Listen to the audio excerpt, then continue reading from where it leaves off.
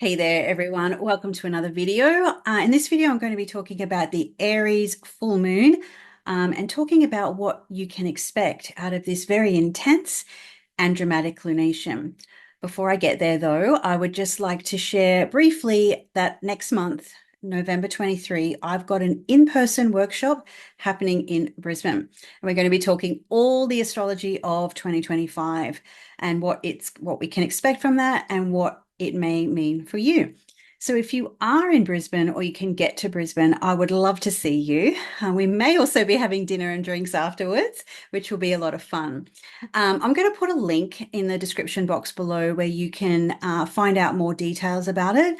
Of course, if you'd love lots of heads up about the astrology of 2025, I'm going to be putting a fair bit of that material into the Golden Circle, which is my astrology membership, and the link is below for that too, because so much of this full moon is really going to introduce us much into 2025. And let's start breaking down some of that now. Now, while all technical guidelines and astronomically, this full moon isn't an eclipse. We've got the lunation happening at 24 degrees and 35 minutes, the sun moon opposition. And the node is exactly 18 degrees and 1 minute away.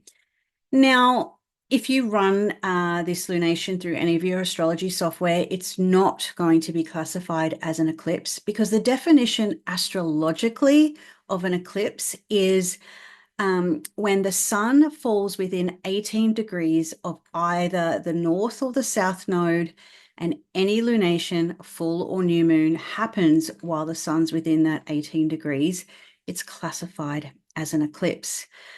So technically, we're just out of that range, and astronomically, there's no totality there. So it is definitely on the borderline as far as I'm concerned. However, it does have some other features that are certainly, for my money, going to give some eclipse vibes.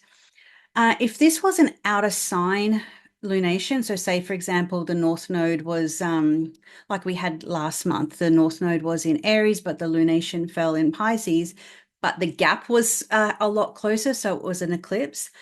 I wouldn't see this lunation as an eclipse if that was the case, but we've got the North Node and the moon in the same sign. So it's going to carry an amplification or a real pushing energy to whatever you see or whatever happens in your world under this lunation.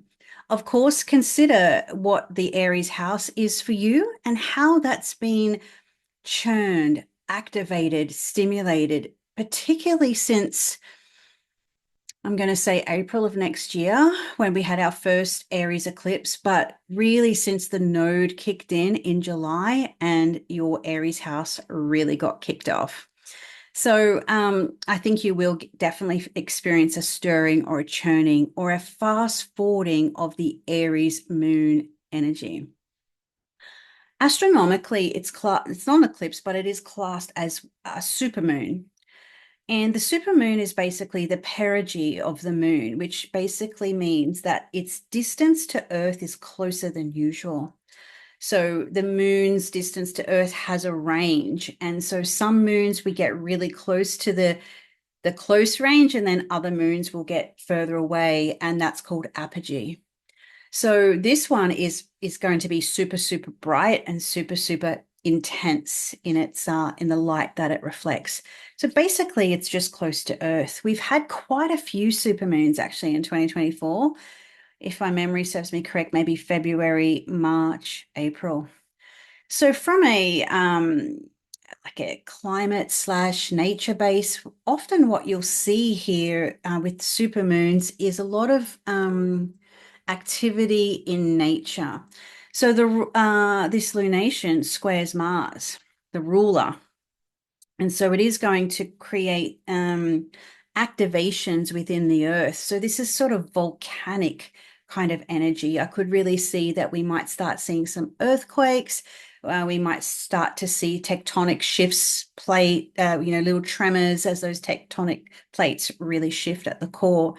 Just like when we had the full moon last month, it was an eclipse, so granted, it did have a different vibe, but it was conjoined Neptune, and we've seen so much flooding, hurricanes, a lot of water in the climate area. So we can definitely start to see that we're going to see probably something this time around.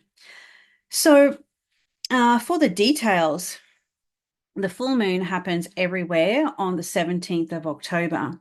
Here in Brisbane, in my location, it'll be 9:26 p.m. in the evening. If you're in New York, that's going to be 7:26 a.m. And London time is lunchtime at 12:26 p.m.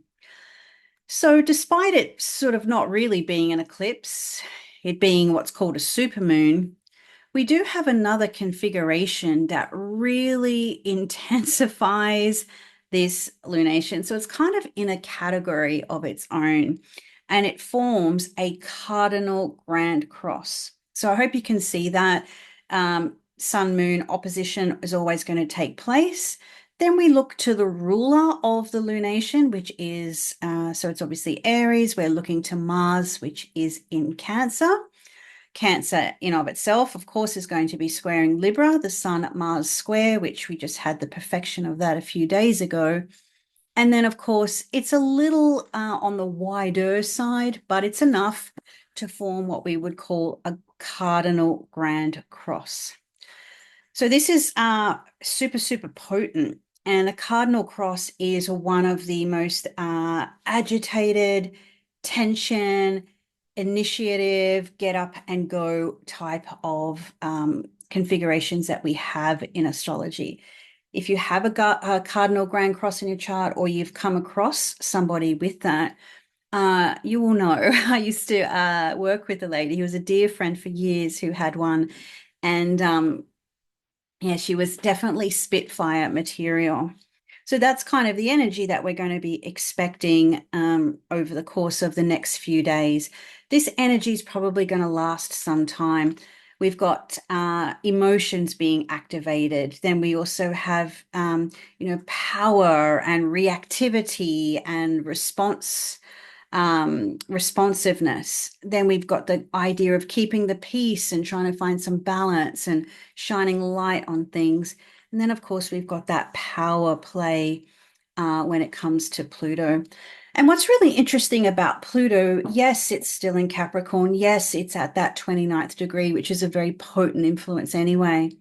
But as you'll see, it's no longer retrograde. That's stationed direct just a few days back last week.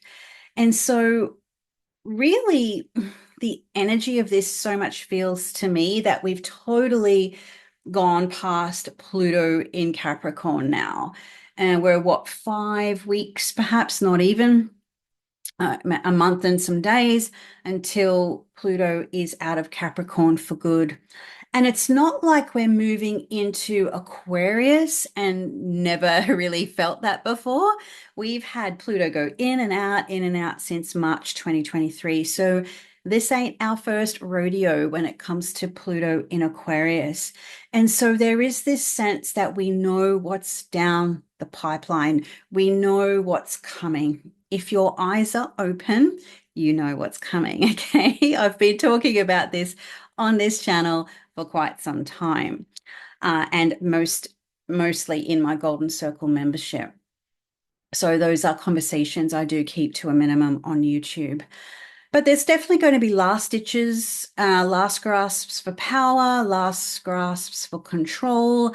And to be honest, we're all trying to figure this out. We're in the mutation period of the air cycle, which kicked off at the end of December 2020. Yes, it was 2020. And we have been sort of playing and toying with Pluto and Aquarius for the last almost couple of years.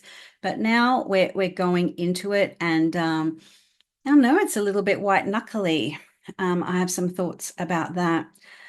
But really, the key player here in all of this is Mars. And I'll tell you why. Not only is Mars the ruler of the lunation, It's also in that position of detriment. Now, I don't necessarily see this as a bad thing. I don't give it, on paper, not great, but it doesn't mean that all is lost. If you have Mars in Cancer natally, if you are freaking out about Mars in Cancer turning retrograde at the beginning of 2025, I do have a video on this channel that I did last time Mars was in Cancer, and it was basically tips and advice for working with astrology's worst planet. Because on paper, Mars in Cancer, in my opinion, is. But of course, it's not a moral judgment or being mean to Mars in Cancer, but it can be a tricky one to work with. But in life, the greater the challenge, the better the outcome. So all is not lost. Check out that video if you can.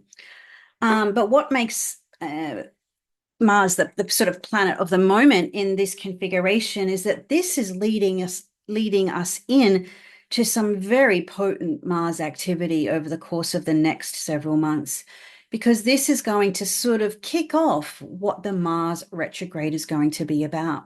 So this full moon in Aries is highlighting, spotlighting, illuminating, making us notice what Mars is trying to do. Mars is in that position of fall, depression. It's not particularly potent, but it's being activated by its ruler. And we do technically, I guess, if you want to get really complicated, we do have a configuration known as mutual reception. So whatever the Mars in Cancer struggle has been for you since it's moved into Cancer back in September, this full moon is spotlighting it. It's also spotlighting it on steroids because of the co-presence of the moon, of the node rather, and it being technically a super moon and close up. So this is telling us there's something to pay attention to. And we can't really not pay attention, even if we might like to. The reason why I've highlighted Mars so much is because we all know what's going to happen to Mars in the course of really what's weeks away. We're going to have Mars continue through Cancer. Early November, it's going to move into Leo. It'll stay there for a little bit, slowing right down. And then the very, I think it's, let me just double check because I'm so focused on the Cancer component.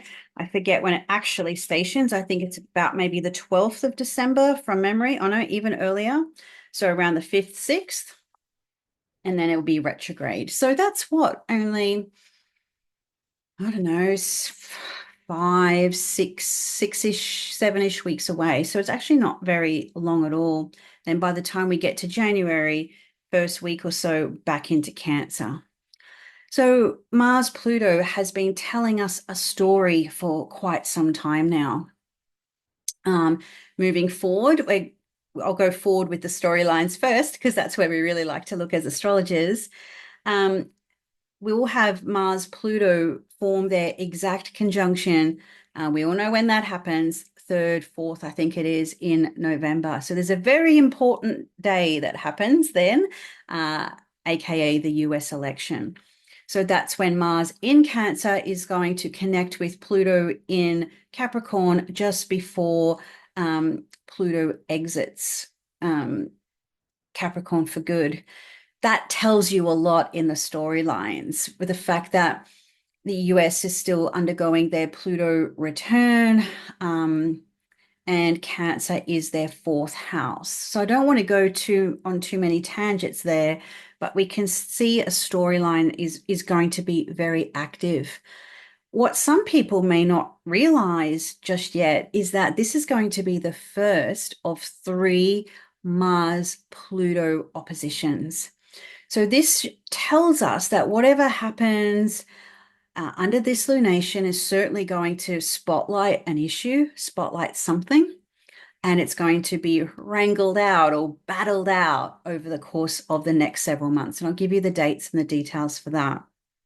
So the election day, then January, the first few days of January, we'll have Mars will oppose Pluto, Leo, Aquarius, and then again around April 26th-ish. So once Mars leaves Cancer for good, and then of course Pluto leaves Capricorn for good, they're going to meet again.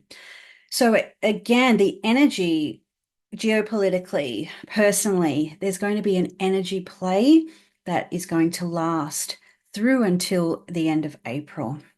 Now, we can also circle back with this Mars storylines. And because Mars has a 2-year cycle, it sort of makes a hard aspect to Pluto roughly every 6-ish months, depending. If my memory serves me correctly, we had when Mars was in Gemini, it trined Pluto, so that's not so bad. February, Mars was in Aquarius, conjoined Pluto. That's an aspect, yeah, but it's considered more of a co-presence as opposed to a hard aspect. But the last hard aspect that Mars and Pluto had was at 27 degrees of Libra and Capricorn. So the opposition, oh sorry, the square, I should say there. So Mars and Libra, Pluto and Capricorn. That was at 27 degrees. So very close to this lunation being, it triggers that degree. And what happened then was what we now know as October 7. So don't need to go into that about how that's really changed so much of the social landscapes, the political landscapes, and it will we can expect that to continue due to the sort of rollout of these aspects, these difficult aspects between Mars and Pluto through until April. It could also mean that maybe something to do with the election. Oh God, who knows what can happen? So much has happened in just the race, and I don't even keep my eye on it terribly much. But we've had a lot of changes with the contestants, but the contenders in the race, people changing teams, a lot of stuff going on. And there'll be more to come. There's going to be more shocks, more surprises, more as more gets revealed. Mars Pluto is really going to dig deep into what's hidden, what's trying to stay hidden, and Mars is just going to unearth a lot of that. So there's a part of me that almost doesn't think that the election's going to take place. I know constitutionally, I believe it has to, but hey, I'm not an expert in that department. I just read the astrology. So on the personal, we really want to look at the cardinal houses of our charts and think about, okay, what are we dealing with at the moment that we might have a sense of, an inkling of?